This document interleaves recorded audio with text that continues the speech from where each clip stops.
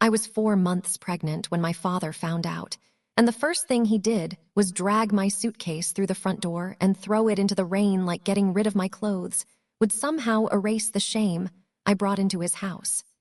I still remember standing there frozen while water soaked through my hoodie, and my father screamed that I was no longer his daughter. My mother cried behind him without saying a single word to stop it, and my older brother just stood near the staircase pretending not to look at me at all. The neighbors heard everything. That part humiliated my father most.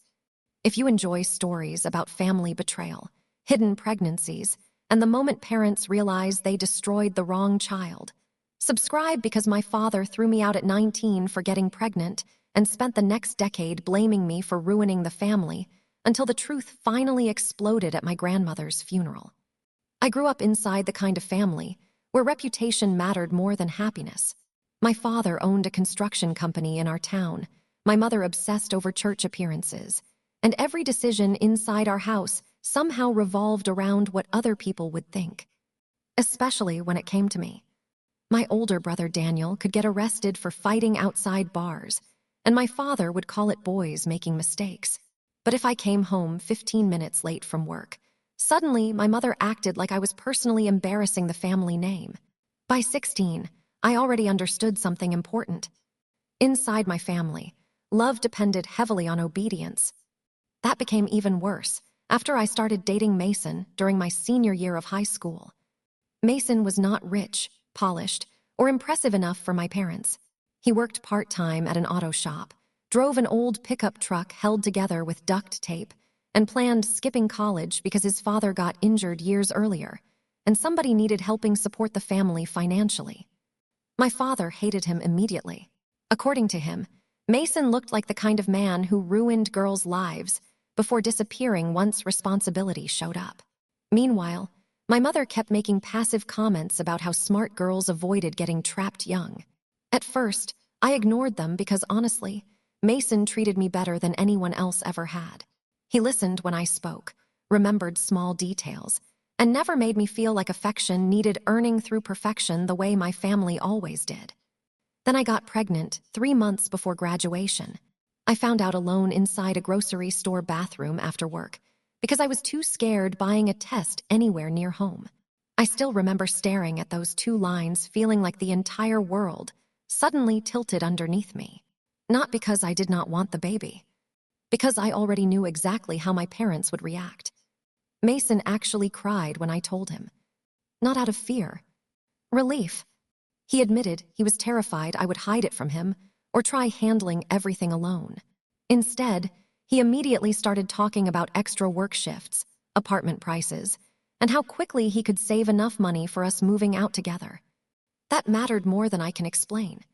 Because while I sat there terrified of losing my family, Mason was already thinking about building one.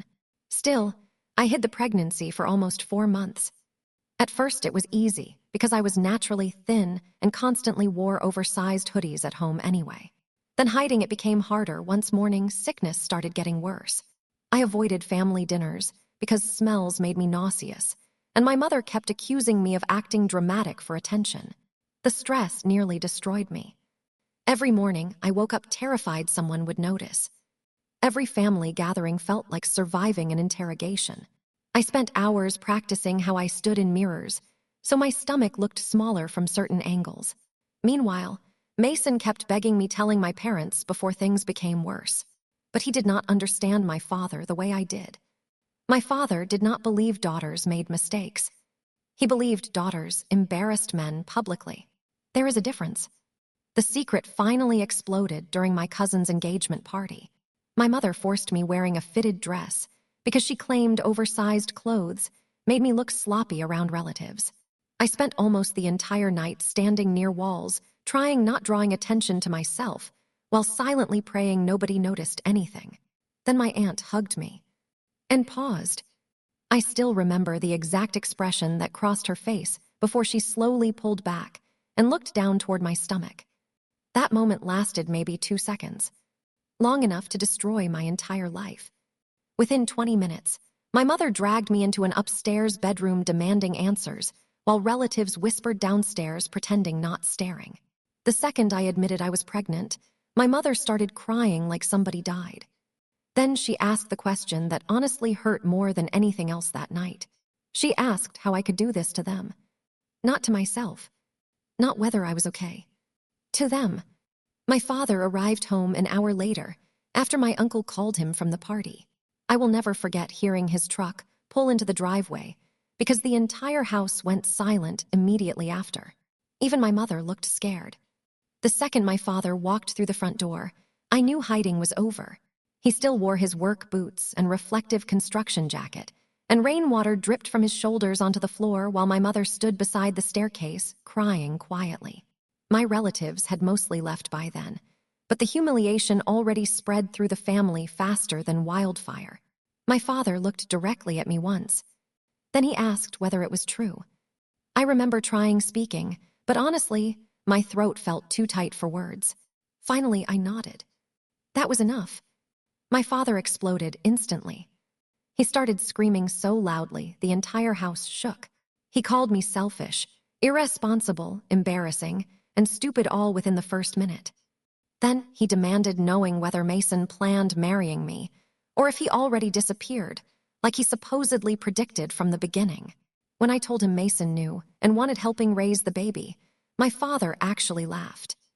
Not happily. Cruelly. He said boys like Mason always promised responsibility before reality arrived. Then he looked directly at my stomach and asked whether I understood I ruined my entire future over one mistake. That part made something inside me snap emotionally, because suddenly I realized nobody in that room cared whether I was scared, pregnant, or overwhelmed. The only thing that mattered was the embarrassment attached to me.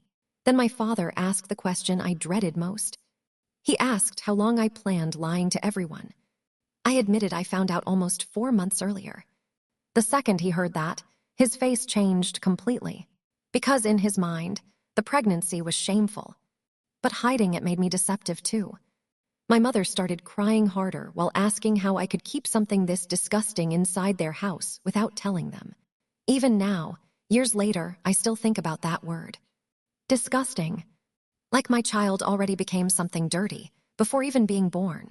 Then my father demanded I call Mason immediately and tell him coming over.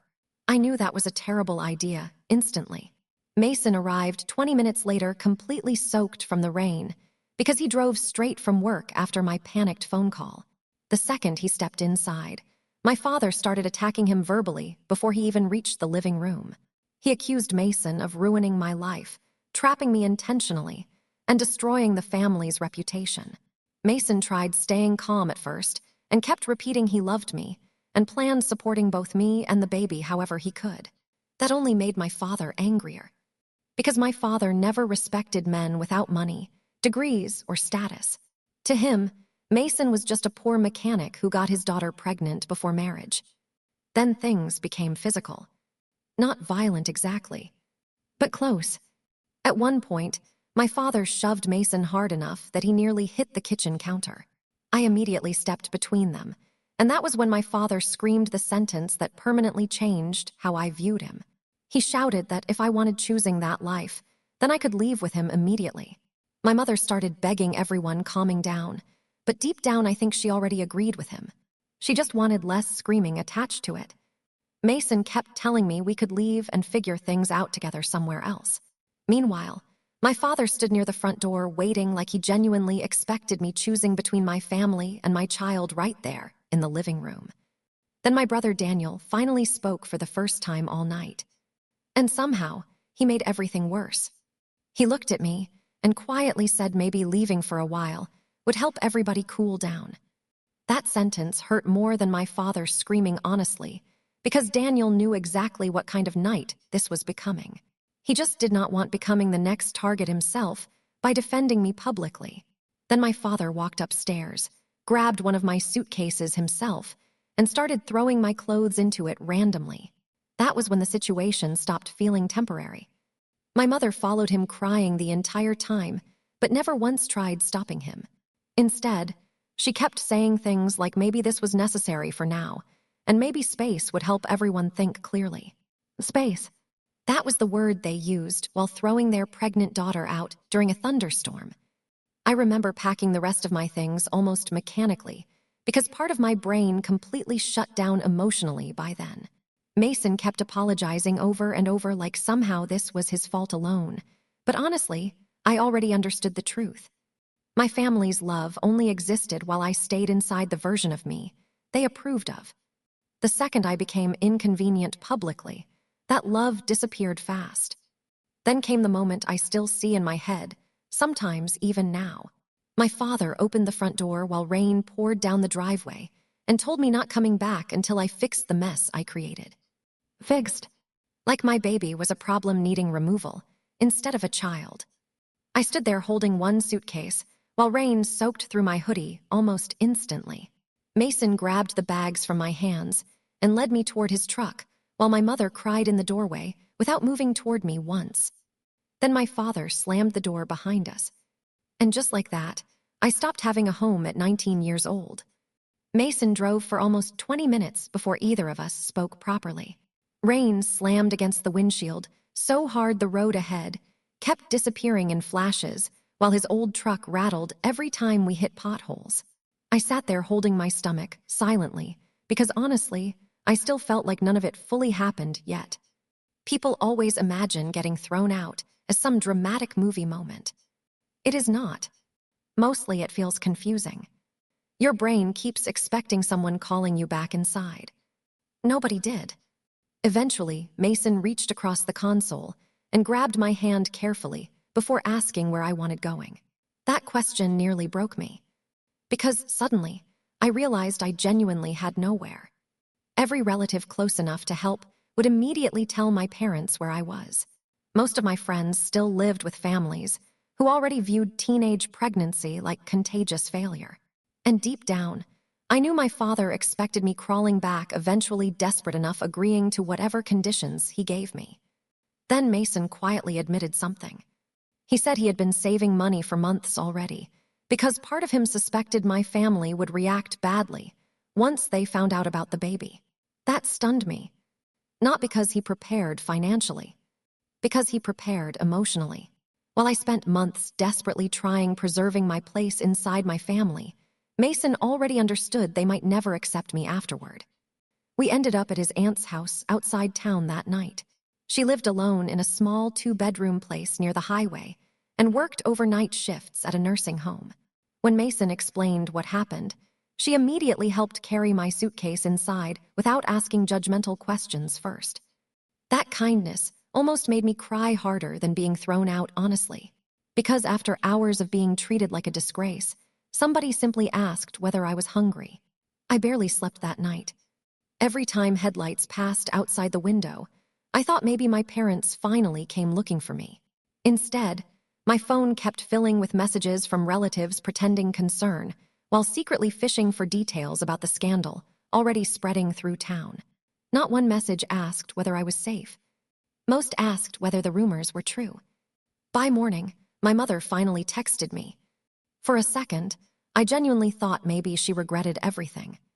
Instead, the message only said my father needed time calming down, and I should avoid making the family situation more embarrassing publicly. That sentence changed something inside me permanently. Because even after throwing me out pregnant into a storm, my parents still cared more about appearances than me. Meanwhile, Mason started working extra shifts immediately. That part mattered more than he probably realized. He never complained once. During the day, he worked at the auto shop, and some nights he picked up towing jobs with a family friend for extra money. We started looking at tiny apartments online together, while pretending not being terrified. But reality hit fast. Pregnancy appointments cost money. Baby supplies cost money. Apartments required deposits we barely had. And suddenly, I understood how easy it would have been giving up if Mason reacted differently. Because when your own family treats you like a burden, part of you starts believing it. About 2 weeks later, my mother secretly came visiting while my father was at work. The second I opened the door and saw her standing there, part of me honestly thought she came apologizing. She did not. She immediately started crying and hugging me, before asking whether I understood how badly the pregnancy affected my father emotionally. According to her, He could barely sleep because people in town already started talking about me. Me. Not the fact he threw his pregnant daughter out.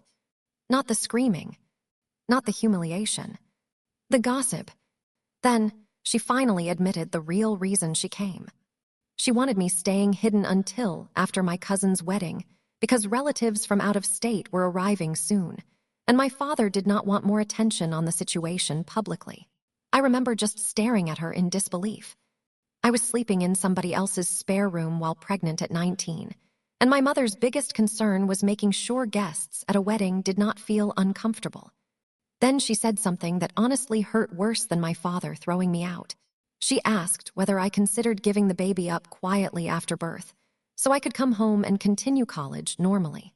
Quietly, like my child was some embarrassing mistake needing removal before life could continue properly. That was the first moment I fully understood my mother would always choose protecting my father's image over protecting me. I told her no immediately. Then I told her something I had been too scared saying my entire life. I said the baby was the only thing in this entire situation nobody should feel ashamed of. My mother started crying harder after that, but honestly, for the first time in my life, her tears stopped affecting me emotionally. Because suddenly, I realized something important. My parents were not heartbroken because I was suffering. They were heartbroken because they lost control of the version of me they wanted showing the world. The farther my pregnancy progressed, the more obvious it became that my parents genuinely believed I would eventually break. That was their entire plan. Not reconciliation. Pressure. My mother kept texting every few days pretending concern, while quietly repeating the same message underneath everything. Life would be easier if I stopped being stubborn. My father would calm down eventually if I admitted I made a mistake. There were still options available before the baby came. Options. That word always meant the same thing. Get rid of the baby and come home. Meanwhile, Mason kept proving my parents wrong every single day without even trying. He worked constantly, saved every extra dollar possible, and spent nights assembling second-hand baby furniture inside a tiny apartment we finally managed renting above an old laundromat downtown. The place was small, noisy, and honestly kind of terrible. But it was ours. That mattered.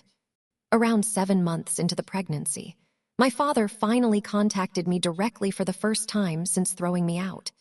At first, I almost ignored the voicemail completely, because hearing his voice still made my chest tighten. But eventually, I listened to it while sitting alone inside the apartment kitchen. He did not apologize. Not even close. Instead, he demanded meeting me privately because apparently people at church started asking uncomfortable questions about why his pregnant daughter disappeared suddenly before graduation. Even then, image came first. Still, part of me stupidly hoped maybe enough time changed something. So I agreed meeting him at a diner outside town. The second I walked inside and saw him sitting there, he looked older somehow. More tired. But the moment his eyes dropped toward my stomach, his expression hardened immediately again. No hug. No asking how I felt. Nothing. He just started talking about consequences.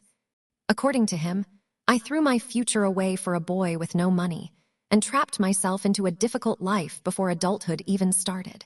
Then he said something that honestly explained my entire childhood in one sentence. He said parents sacrifice too much raising daughters just for them embarrassing the family publicly over selfish choices, not hurting themselves. Embarrassing him.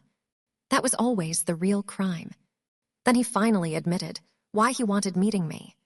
Apparently, several church families stopped inviting my parents to social events because gossip around town kept spreading after relatives learned he threw me out. My father blamed me for that too somehow. Then he offered me a deal. If I moved back home quietly before the baby arrived and agreed letting my parents help arrange a private adoption afterward, he would pretend none of this ever happened publicly. I honestly just stared at him. Because even after months apart, he still viewed my child like a stain needing removal from the family record. When I told him no, his face changed instantly. He accused Mason of manipulating me emotionally and claimed I was too immature understanding how badly I destroyed my future. Then he asked what kind of life I realistically thought I could give a baby while living above a laundromat with a mechanic, barely making rent. That part hurt because honestly, sometimes I asked myself the same thing at night. But before I could answer, my father accidentally revealed something that changed everything. He admitted my mother cried constantly because she wanted meeting the baby once it was born. That stunned me, because according to my mother's messages, she still barely acknowledged the pregnancy at all. Then my father made the mistake that finally broke whatever fear I still carried toward him. He said my mother needed protecting from emotional embarrassment too, because explaining the situation publicly was humiliating enough already, without people seeing her become attached afterward. Attached, like my child was some shameful secret, hidden from the community. Something inside me completely shut off after that. I looked directly at my father and told him something I should have said years earlier. I said if reputation mattered more to him than his daughter sleeping safely at night while pregnant, then maybe losing me publicly was exactly what he deserved. For the first time in my life, my father genuinely looked shocked hearing me talk back without fear. Then he quietly asked whether I really planned choosing this life permanently. I looked down at my stomach for a second before answering. And honestly, despite everything, it was the first time in months I felt completely certain about something. Because every terrible thing happening around me came from adults treating my baby like a problem. Meanwhile, the baby was the only thing giving my life clarity at all. So I told my father yes, I was choosing this life. Then I stood up, left money for my coffee, and walked out before he could say anything else. 3 weeks later, my water broke while Mason was underneath somebody's truck, changing brake lines at work. And somehow, standing in that tiny hospital room terrified out of my mind, I still felt less alone than I ever did inside my parents' house. My son was born during a thunderstorm, almost exactly 8 months after my father threw me out into one. I remember holding him for the first time while rain hit the hospital windows outside, and realizing something painful at the same time. My parents missed all of it. The birth, the first cry, the moment he wrapped his tiny hand around my finger. All because protecting their reputation mattered more than protecting me. Mason cried harder than I did in that hospital room, honestly. He looked terrified holding our son at first like he was scared doing it wrong. But the second the baby grabbed his shirt, something in his face completely changed. That moment mattered to me deeply because my father spent my entire pregnancy insisting Mason would disappear once responsibility became real. Instead, Mason showed up harder once reality arrived. We named our son Noah. For the first few weeks, life felt exhausting but strangely peaceful. We were broke, sleep-deprived, and constantly stressed about bills. But nobody inside our apartment treated Noah like a shameful mistake needing hidden from the world. That alone healed something inside me slowly. Then my mother secretly came to the hospital. I found out because a nurse quietly asked whether I wanted allowing a woman downstairs visiting the baby. At first, I thought maybe I imagined hearing her name, because honestly, after everything, I never expected my parents showing up at all. But when my mother walked into the room and saw Noah sleeping beside me, she immediately started crying. Not polite crying, real crying. The kind people do when guilt finally breaks through denial completely. She sat beside the hospital bed, staring at Noah almost silently for several minutes, before finally whispering that he looked exactly like me as a baby.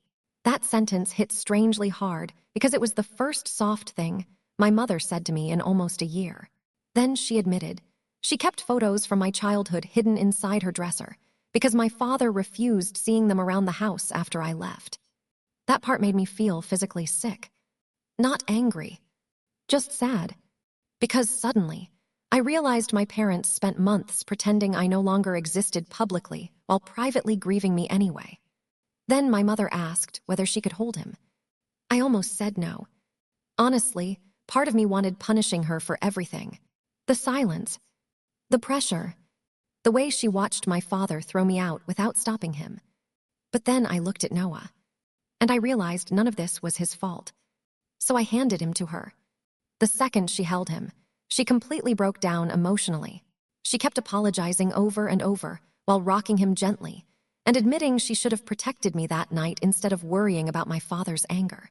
According to her, she spent months convincing herself throwing me out was temporary discipline instead of abandonment. Then she admitted something that honestly changed how I viewed my mother permanently. She said she almost left my father after the diner meeting because hearing about the adoption offer made her realize how far things already went. That stunned me because for the first time, I understood my mother was not only weak. She was scared. Scared of my father. Scared of public judgment. Scared of conflict. And people ruled by fear often become cruel while convincing themselves they are keeping peace. Then came the hardest part. My mother admitted my father sat in his truck outside the hospital parking lot the entire time she visited. He came too. He just could not bring himself inside. That information stayed in my head for weeks afterward. At first, my father refused seeing Noah completely. According to my mother, he kept insisting the baby represented the worst mistake of my life, and becoming emotionally attached would only encourage irresponsible choices. But pride only works until reality becomes personal.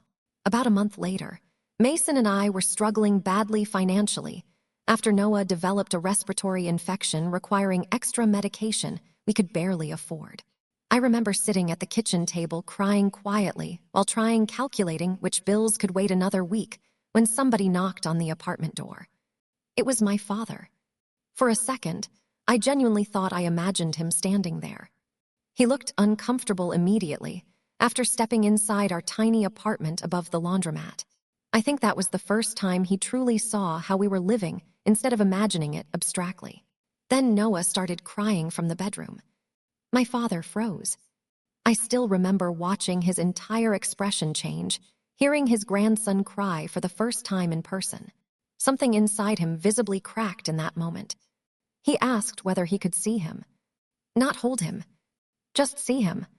That mattered more than he probably realized, because it was the first thing my father asked, for that was not about reputation, embarrassment, or control. When he walked into the bedroom and saw Noah sleeping in the small second-hand crib Mason repaired himself, my father just stood there silently for almost a full minute. Then he quietly asked whether the apartment always smelled like detergent from the laundromat downstairs. I said yes. A few seconds later, he handed me an envelope containing enough cash to cover our overdue bills, Noah's medication, and several months of rent. No lecture. No conditions. Just money. Then, before leaving, my father finally looked directly at me and admitted something I never thought I would hear from him. He said throwing me out that night was the biggest mistake of his life. And honestly, hearing that mattered less than it would have a year earlier, because by then, I already survived without his approval. My father started visiting every Sunday after that. At first, the visits felt awkward enough to physically hurt. He never stayed long. Usually 30 minutes at most.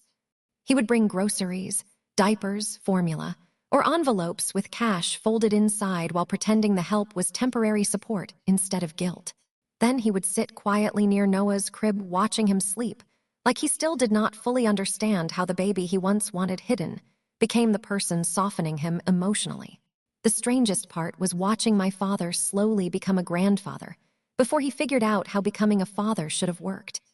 Because with Noah, there was no reputation to protect anymore.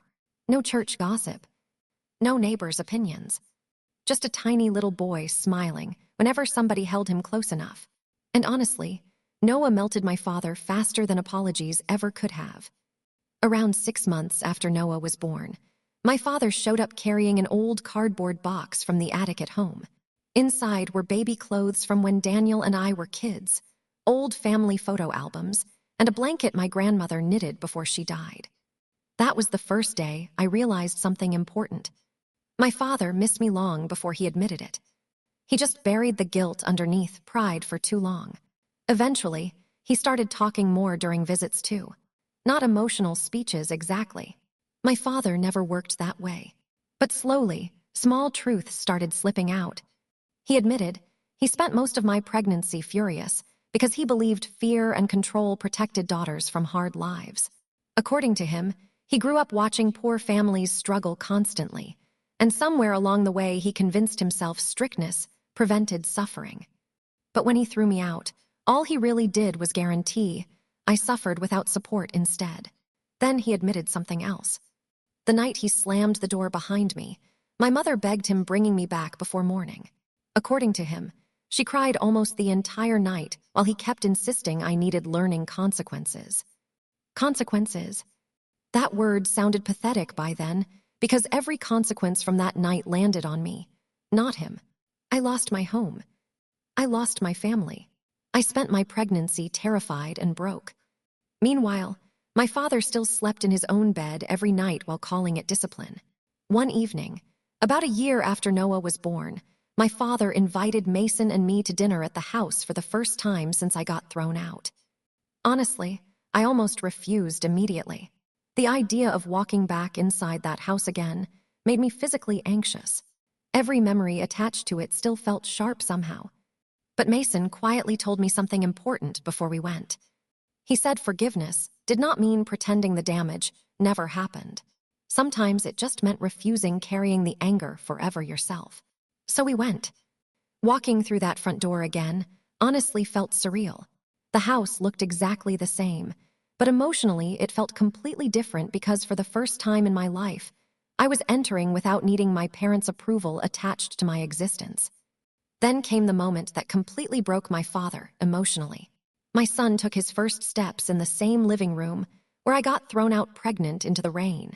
I still remember Noah wobbling across the carpet laughing, while my father stared at him silently with tears in his eyes.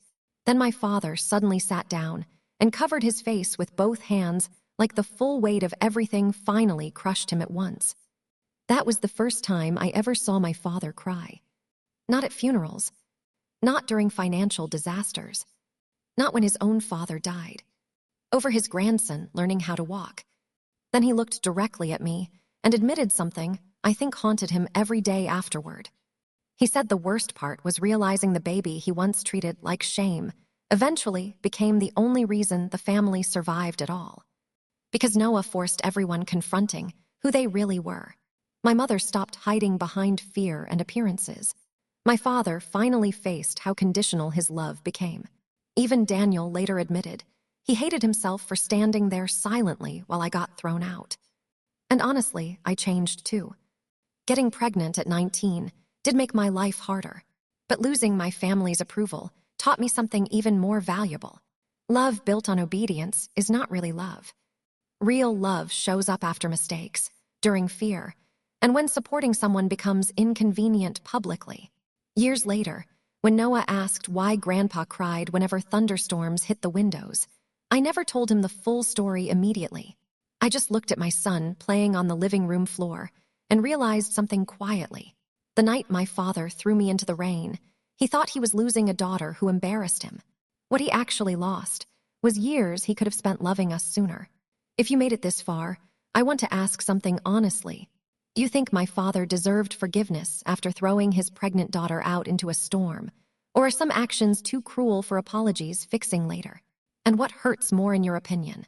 The night he slammed the door, or realizing he wasted years choosing pride and reputation over his own family? A lot of parents claim they are protecting their children, when really they are protecting their image.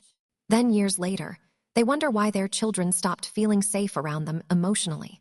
If you've ever dealt with strict parents, conditional love, family rejection, or being abandoned when you needed support most, share your story in the comments. I read way more of them than people think. And if you enjoyed this story, make sure to like and subscribe because I post stories like this regularly. If you want to support the channel or help me keep making stories like these, you can always support through Buy Me a Coffee. The link is in the description and pinned comment.